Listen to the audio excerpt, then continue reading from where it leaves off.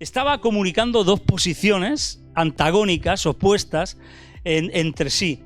Estaba diciendo, es una ciudad grande y fortificada, habitada por gigantes. Pero estaba diciendo a la vez, aunque quizá Jehová estará conmigo y los echaré.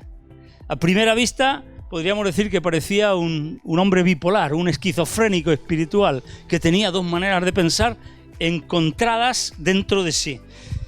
Yo personalmente creo que sobraba ese quizá, pero lógicamente no sobra. Si está en la Biblia no sobra absolutamente nada, ¿no? Entonces, llego a darme cuenta de que la fe casi siempre opera de esta manera, de esta forma. Por un lado, yo sé que Dios es capaz de hacer cualquier cosa. Y por el otro lado, pienso, si quizá Él estará dispuesto a hacer eso específico que yo quiero conseguir.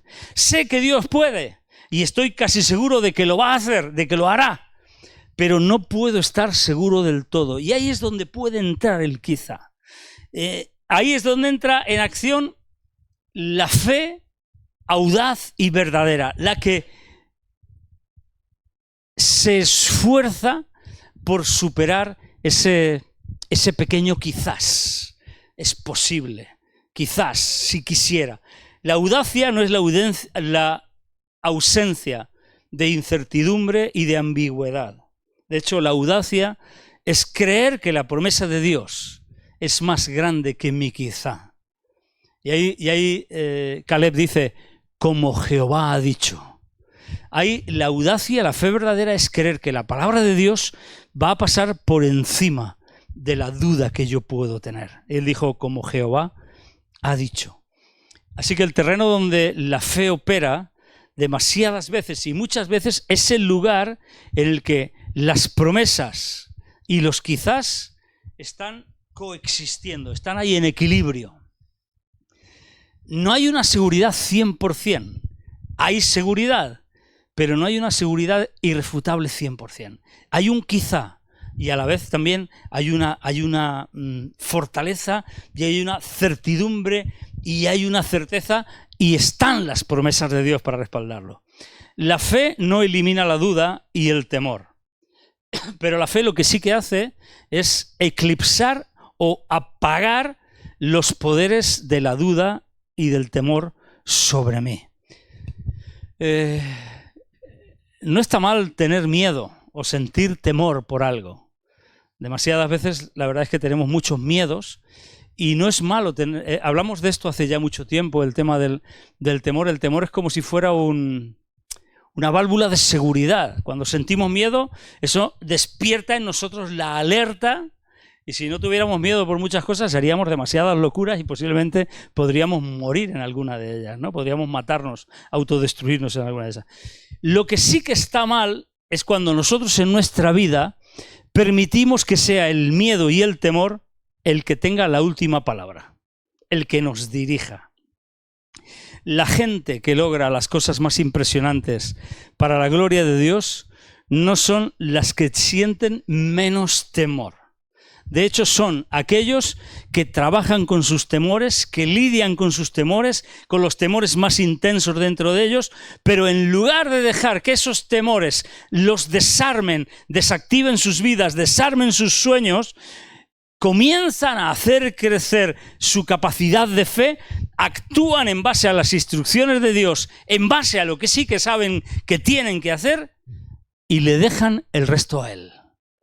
Y esto es lo que ahora Caleb tenía la oportunidad de hacer. Él estuvo dispuesto a hacerlo 45 años atrás y él ahora de nuevo Dios le presentaba la oportunidad de hacer lo mismo. Los mismos gigantes, los descendientes de esos gigantes, la raza de esos gigantes todavía vivía en el lugar que él quería por heredad, el lugar que Dios le había prometido. Nadie los había echado. Los israelitas habían ocupado gran parte de la tierra prometida, habían luchado con muchos reyes, habían vencido muchos reyes, pero en Kiriat Arba, que es Hebrón, todavía estaban Sesán, Talmai y Aimán, o los hijos de Anac. Todavía estaban allí. Y él tenía la oportunidad de vencer sus temores y de acabar con ellos. Se trata de dar los pasos de obediencia de lo que yo sí entiendo que Dios me demanda, porque no hacerlo es retroceder en mi vida de fe. Y hacerlo es lo que me hace avanzar en ella. Todo lo que tú y yo tenemos que hacer, mira, Dios nunca lo va a hacer por ti ni por mí. Es algo que nos corresponde a ti y a mí. Somos tú y yo los que tenemos que dar el paso.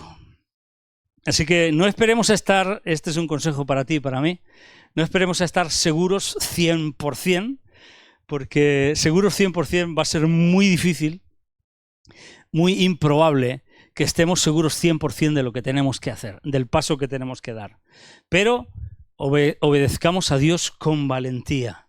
Seamos valientes para dar el paso de obedecer a Dios. Lo que sea que hagamos, no nos dejemos guiar por la mayoría de la gente, incluso creyentes o que se llaman creyentes, que son complacientes, que nos rodean, porque demasiados creyentes, demasiados cristianos encuentran un perfecto contentamiento en un cristianismo, vamos a decir, de más bajo nivel, más infantil y sin compromiso.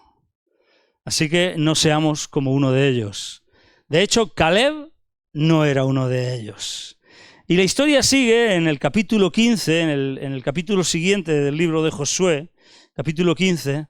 Si veis, esto el traductor lo titula El territorio de Judá, en la Biblia de Reina Valera del 60, y empieza a decir la parte que tocó en suerte a la tribu de los hijos de Judá, conforme a sus familias, llegaba y describe todo el territorio que ocupaba, dónde estaban sus límites, dónde estaban sus fronteras, algo que a nosotros se nos hace cansino, pesado de leer y demás, pero que imaginaros a aquellos que estaban por recibirla,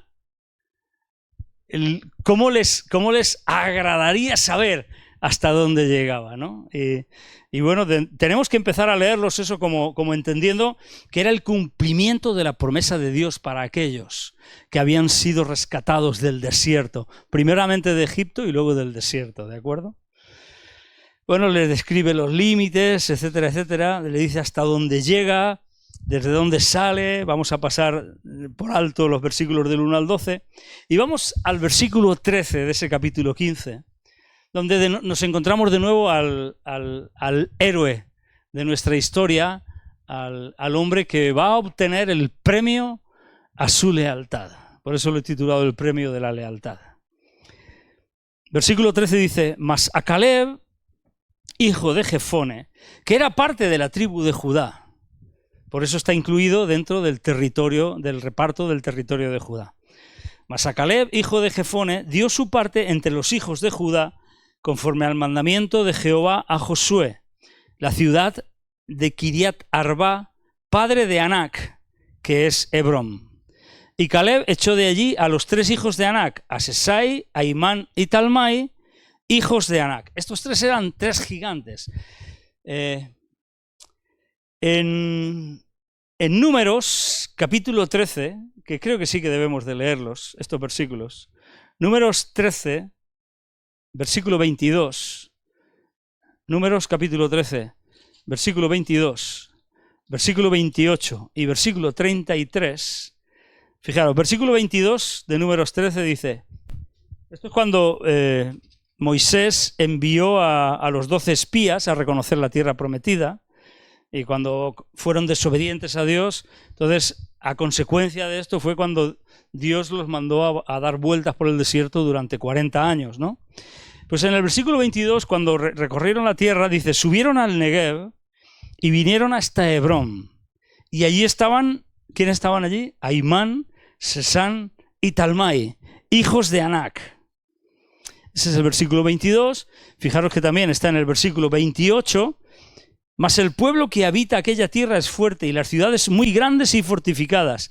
Y también vimos allí a los hijos de Anac. De nuevo. Y el versículo 33 dice, también vimos allí gigantes, hijos de Anac, raza de los gigantes, y éramos nosotros, a nuestro parecer, como langostas, y así les parecíamos a ellos. Esta es la impresión que había quedado en la retina, en el corazón de aquellos 10 espías que solamente se fijaron en las dificultades, en lo imposible, ¿no? Y de alguna manera, fijaros, estábamos leyendo en el capítulo 15 de Josué, versículo 14, dice, y Caleb echó de allí a los 3 hijos de Anac, a Sesai, a Imán y Talmai, hijos de Anac. O sea, acabó con ellos. Los echó de allí porque dijo, esta tierra es mía, esta tierra Dios me la prometió y esta tierra es para mí. De aquí subió contra los que moraban en Debir, y el nombre de Debir era antes Kiriat Sefer. Y dijo Caleb, al que atacare a Kiriat Sefer y la tomare, yo le daré mi hija Axa por mujer. Y la tomó Otoniel, hijo de Cenaz, hermano de Caleb, y él le dio su hija Axa por mujer. Y aconteció que cuando la llevaba, él la persuadió que pidiese a su padre tierras para labrar. Ella entonces se bajó del asno, y Caleb le dijo, ¿qué tienes? Y ella respondió, concédeme un don, puesto que me has dado tierra del Negev. El Negev era una zona más desértica, ¿de acuerdo? Era un desierto. De hecho, en muchos sitios en la Escritura se le denomina el desierto del Negev. Puesto que me has dado tierras que no tienen agua, que no son aptas para cultivar, ya que Otoniel le había dicho, pídele tierras para poder cultivar, para poder labrar, dame también fuentes de aguas. Él entonces le dio las fuentes de arriba y las de abajo. Y luego el capítulo termina describiéndonos cuáles son todas las ciudades que entran dentro del territorio otorgado en suerte a la tribu de Judá, ¿de acuerdo? Pero yo quiero centrarme en los versículos del 13 al 19 que hemos leído, porque me parece interesantísimo todo lo que sucede aquí, porque yo puedo ver a Caleb recibiendo el premio a su lealtad. La semana pasada, cuando hablamos de Caleb, os dije que esos 45 años, Caleb había desaparecido del mapa. Caleb había desaparecido de la historia bíblica. Caleb no contaba para nadie. Yo pensaba, ¿por qué Josué? Que Josué sí que contó, Josué cuando Moisés fue el sucesor de Moisés, cuando Moisés le traspasó el cargo, le dijo, dirige a mi pueblo, tú los vas a meter en la tierra prometida, y Dios le habló y le dijo, esfuérzate y sé valiente y tal. ¿Por qué Josué entonces no cogió a Caleb y le dijo, no, pero hay que contar también con Caleb? Porque Caleb estuvo conmigo, porque Caleb estuvo de acuerdo. Caleb también vio la tierra con las posibilidades de Dios. También vio la tierra prometida con los ojos de la fe, con los ojos de Dios. ¿Por qué de Caleb no se dice absolutamente nada? ¿Por qué Caleb pasa desapercibido durante 45 años hasta este momento? ¿Y por qué, al ser esto así, él no se deprime? ¿Por qué él no dice, nadie piensa en mí, nadie cuenta en mí, nadie cuenta conmigo, nadie valora que yo estuve al lado de Dios, nadie valora mi fe, nadie valora que yo estuve de parte de Dios, nadie me tiene en cuenta? ¿Por qué Caleb no se hundió en el olvido, en el rechazo, en el resentimiento, en el menosprecio? ¿Por qué Caleb siguió siendo leal a Dios? ¿Por qué Caleb siguió siendo fiel? ¿Por qué Caleb siguió confiando en Dios, sin dudar de su palabra y de su promesa? ¿Por qué Caleb, cuando llegó el momento, dijo, un momento, antes de repartir la tierra, como a todos los demás parece ser que les da lo mismo el sitio que les toque, yo aquí tengo una promesa de Dios. Y Dios me dijo esto, y esto es lo que yo quiero. ¿Por qué Caleb pudo reclamar para sí ese territorio? Porque, sin duda, fue leal, fue más que fiel, fue leal a Dios. Él amaba a Dios y amaba su palabra, amaba su promesa. No solamente fue fiel, sino que además demostró ese amor a Dios y a su palabra.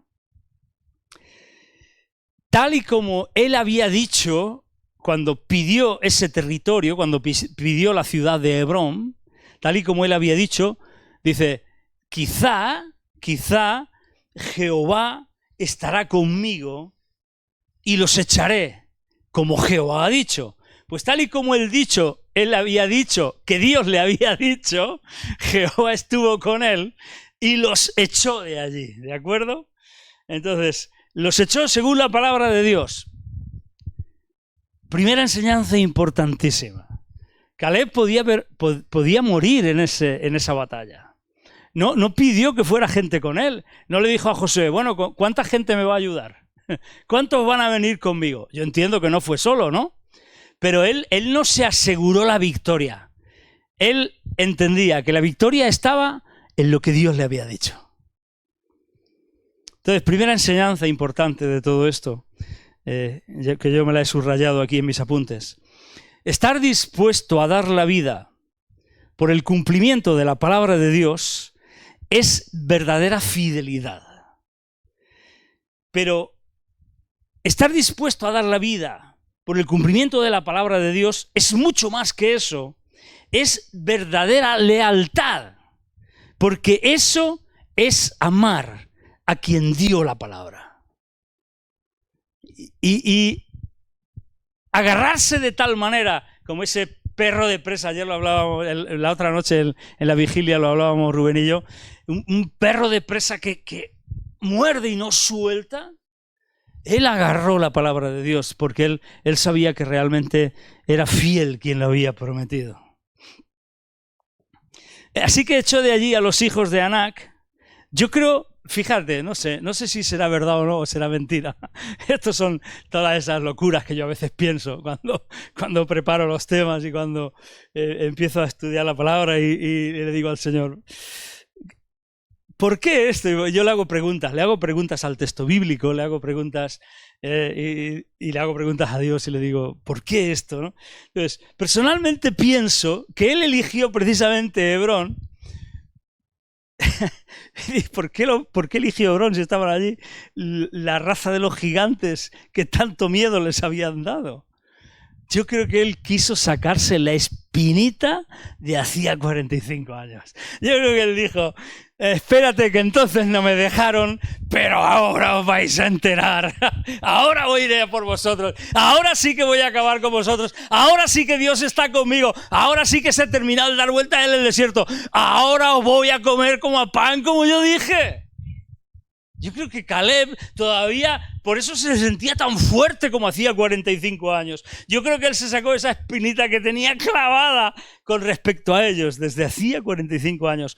Su celo por la palabra de Dios, su amor por el que dio la palabra, lo llevó a pedir ese territorio para echarlos de allí, para decir, ¿ves cómo Dios llevaba razón? De alguna manera él quería vindicar a Dios y vindicarse a sí mismo. Y dijo, ahora voy a demostrar que es verdad lo que Dios decía. Y a partir de aquí nos encontramos con otra historia dentro de la historia. ¿Os acordáis de lo importante que es que la historia de nuestra vida solo toma valor cuando la historia de nuestra vida está metida dentro de una historia más grande, que es la historia del reino de Dios, la historia del plan de Dios, la historia del amor de Dios para la humanidad? Pues aquí nos encontramos de nuevo una historia dentro de esta historia que también le da valor a esta historia. Dice, de aquí subió contra los que moraban en Debir, y el nombre de Debir era antes Kiriat Sefer, estoy en el versículo 15, ahora el 16, y dijo Caleb, al que atacare a Kiriat Sefer y la tomare, yo le daré a mi hija Aksa por mujer. Esta historia a mí me resulta un poco rara, porque pienso antiguamente las mujeres de alguna manera comercializaban así con ellas como si fueran algo que se pudiera dar, repartir al gusto. Y yo le preguntaba al Señor, ¿esto puede ser así? Que Caleb, un hombre leal a ti, un hombre fiel, pueda pueda hacer esto. O sea, me chocaba un poco, sinceramente, ¿no? Es como decir, venga, el que demuestre que es el más machote, le doy a mi hija, ¿no? O el que llegue primero a la meta, o el que tal, ¿no? No, pero entonces yo entendía con claridad que la palabra de Dios dice, el que tome la ciudad, el que tome la ciudad, el que atacare a Kiriat Sefer y la tomare. Yo pienso que a lo mejor posiblemente él ya había tenido tiempo con su hija, porque luego su hija se atreve a pedirle fuentes de agua. Yo creo que él ya había tenido tiempo con su hija y ya habían valorado con quién se iba a casar, qué iba a ser de ella en su futuro. Acordaros que Caleb ya tenía 45 años. Posiblemente, leyendo entre líneas, podemos ver una historia familiar de un padre y de una hija que se llevan muy bien y un padre que está preocupado por el futuro de su hija porque él ya tiene 85 años y resulta que ella todavía está soltera. ¿Y con quién se va a casar? Y entonces Caleb se le ocurre una brillante idea. Dice, pues el que ataque la ciudad y la tome es el que se va a casar contigo. Ofreció a su hija para ser esposa de quien conquistara la cercana ciudad de Kiriat Sefer. Y yo me preguntaba, ¿qué estaba pensando Caleb al hacer esto? ¿Qué pasaba por su cabeza? Respuesta, yo creo que Caleb, o que un hombre como Caleb, un hombre que tenía una grandísima lealtad para con Dios, tenía mucho más en mente que conseguir una ciudad.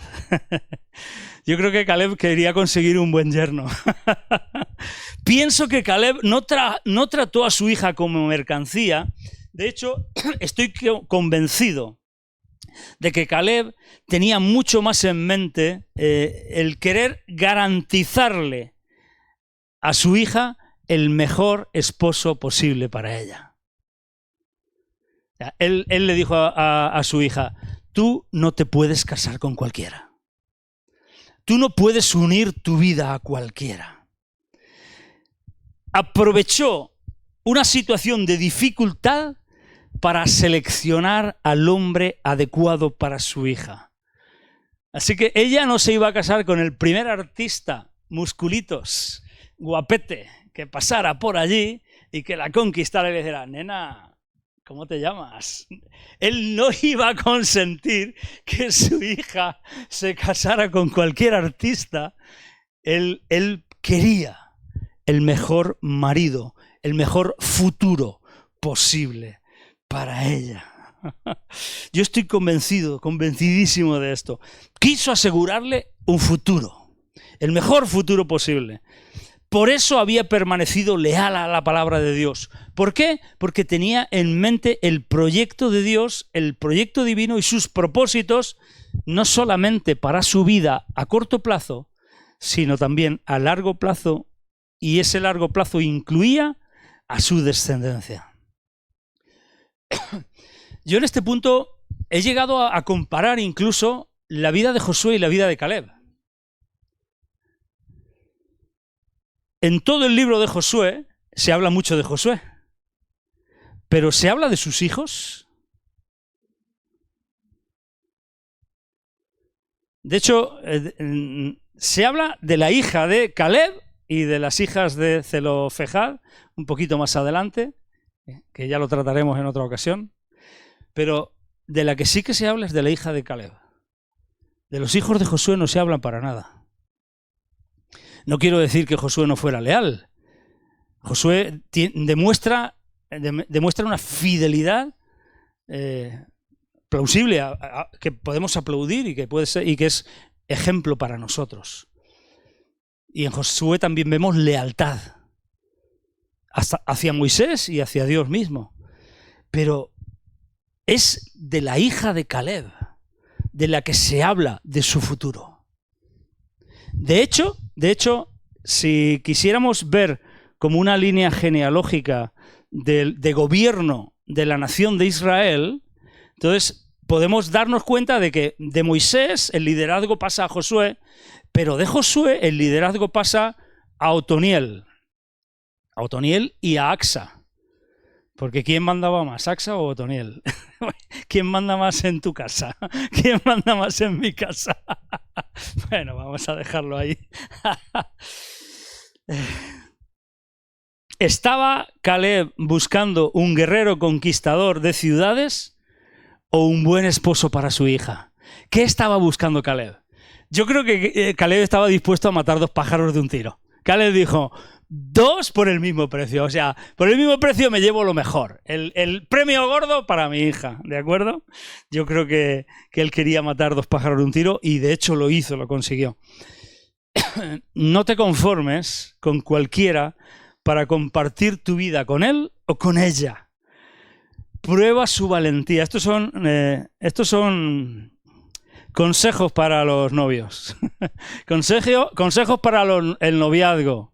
¿De acuerdo? Para los jóvenes, gente joven, gente que os queréis casar, que queréis compartir vuestra vida con alguien, porque no queréis quedaros solos, no queréis quedaros para vestir santos. No te conformes con cualquiera para compartir tu vida con él o con ella. Prueba su valentía, prueba su fidelidad y prueba su lealtad. Haz como Caleb y pon delante de los candidatos o candidatas pruebas que revelen qué clase de personas son en realidad. Porque de visita todos somos muy buenos. De visita todos somos espectacularmente buenos. No olvides, y esto es importantísimo, no olvides que para conquistar tu destino, el destino que Dios tiene preparado para ti, debes unirte al mejor y no a cualquiera. No olvides esto. De verdad, no olvidemos esto. Seamos inteligentes a la hora de planificar nuestro futuro. Así Otoniel, que fue el que dice, porque la tomó Otoniel, versículo 17, hijo de Cenaz, hermano de Caleb, era sobrino de Caleb, Otoniel, y se casó con su prima. Él le dio su hija Axa por mujer. Así Otoniel demostró su valentía y visión de futuro, porque fijaros que más adelante dice, aconteció que cuando la llevaba, versículo 18, él la persuadió para que pidiese a su padre tierras para labrar. Es decir, Otoniel demostró valentía y además visión de futuro, preocupación incluso por ella. Le dijo, sí, está bien, tenemos tierras en el Negev, en el desierto, pero ahora necesitamos tierras para poder labrar, para poder cosechar. Tenemos un proyecto de futuro que tenemos que desarrollar. Otoniel demostró ser un buen candidato porque ya empezó a preocuparse por ella y por su futuro.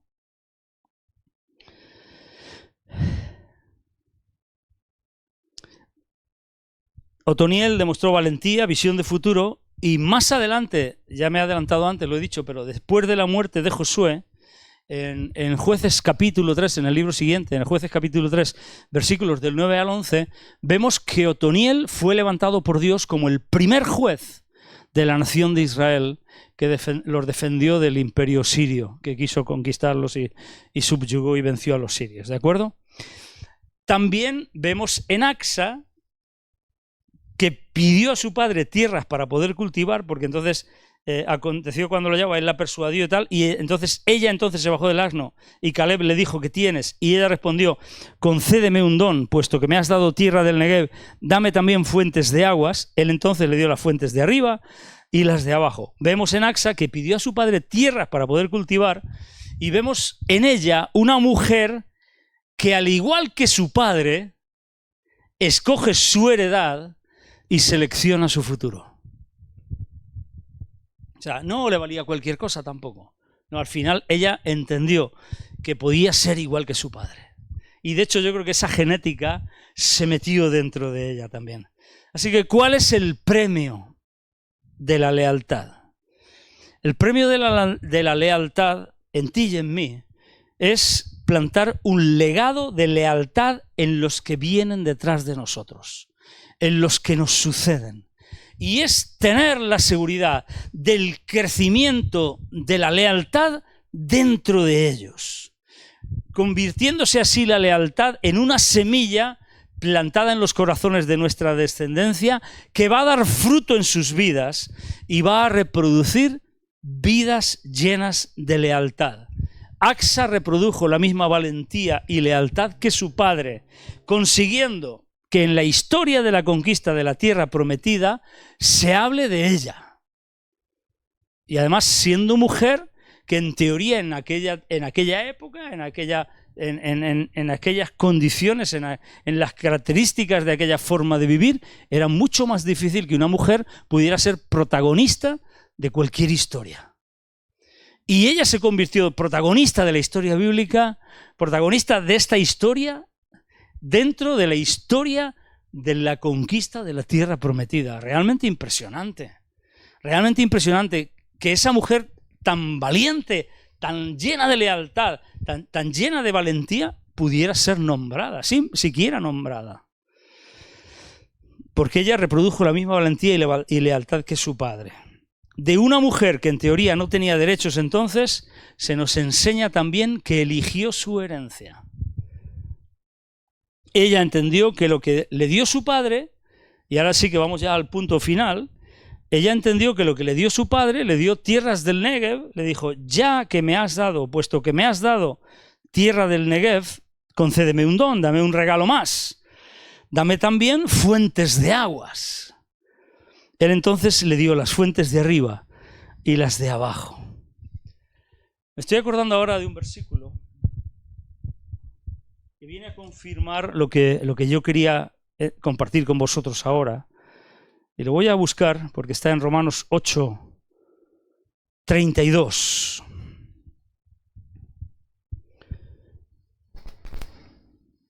Romanos 8:32. Ella entendió que lo que le dio su padre era algo a medias, porque eran tierras sin posibilidad de cultivar por la falta de aguas, y se atrevió a pedir el mejor don, el mejor regalo que le podía hacer su padre. En tierras del desierto, fuentes de aguas, era lo mejor de lo mejor. Eso sí que era valioso, era un tesoro, ¿de acuerdo? Se nos muestra así que ella estaba buscando garantizar su proyección hacia el futuro. Y es un buen ejemplo para que nosotros también le pidamos a nuestro Padre fuentes de aguas. Fijaros Romanos 8:32 lo que dice. El que no escatimó ni a su propio Hijo, sino que lo entregó por todos nosotros, ¿cómo no nos dará también con Él todas las cosas? El que no escatimó ni a su propio Hijo, sino que lo entregó por todos nosotros, ¿cómo no nos dará también con Él todas las cosas? ¿Qué te ha dado Dios? ¿Qué tienes en tu mano que Dios te ha dado? ¿Es el pack completo? ¿Es el regalo completo? ¿O a eso le falta algo? Atrévete a pedirle al Señor lo que le falta. Toma el ejemplo de Acsa. Me falta esto. Me falta un trabajo mejor. Me falta un sueldo mejor. Me falta... ¿Qué te falta? Me falta que se vuelvan a ti.